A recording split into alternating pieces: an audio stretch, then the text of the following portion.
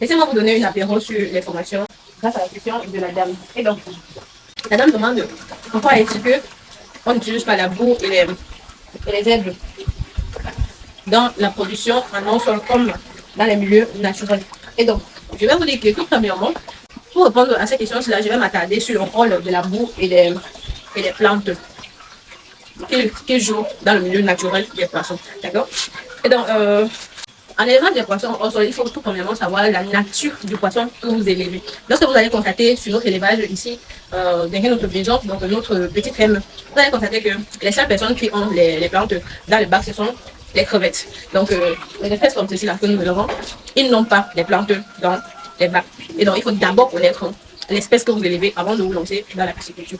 Voilà. La boue de jarre dans le milieu naturel des poissons, c'est une forme de nourriture indirecte pour les poissons, tout simplement parce que ça contient des invertébrés, des phytoplanctons ou alors des algues sur lesquelles les poissons viendront se nourrir. Donc quand on dit que les poissons mangent la boue pour grandir, c'est faux. Comme je vous expliquais au préalable, ce sont juste les phytoplanctons qui sont disponibles dans la boue que les poissons se nourrissent dessus. Donc, si quelqu'un vient de vous dire que les poissons mangent la boue, c'est faux. D'accord?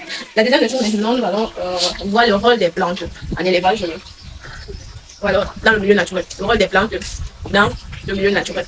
Donc, les plantes déjà peuvent servir en tant qu'abri pour les poissons. Premièrement, pour se protéger contre les courants d'eau forts. Deuxième chose, pour se protéger contre les attaques extérieures comme les plus gros poissons, les tortues, bref, tous les autres espèces présentes dans l'eau. Troisièmement, ça protège et c'est un abri pour la reproduction.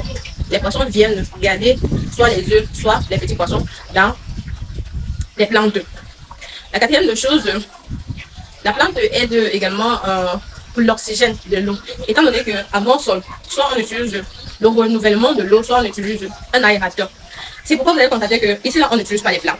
On a non plus besoin de la boue, tout simplement parce que ici là on essaye de réglementer, on essaye de how can I say it? There's a substitute to all those plants and then the mud. There's a substitute. So for example, here you don't need to have plants inside because there's no other predator. Il n'y a pas d'autres prédateurs en élevage au sol.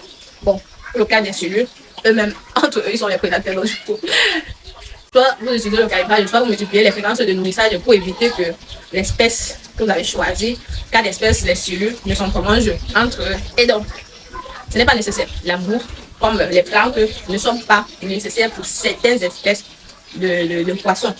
Mais pour les crevettes, c'est nécessaire. Donc, il faut au préalable savoir tout sur l'espèce de poisson que vous désirez élever. D'accord?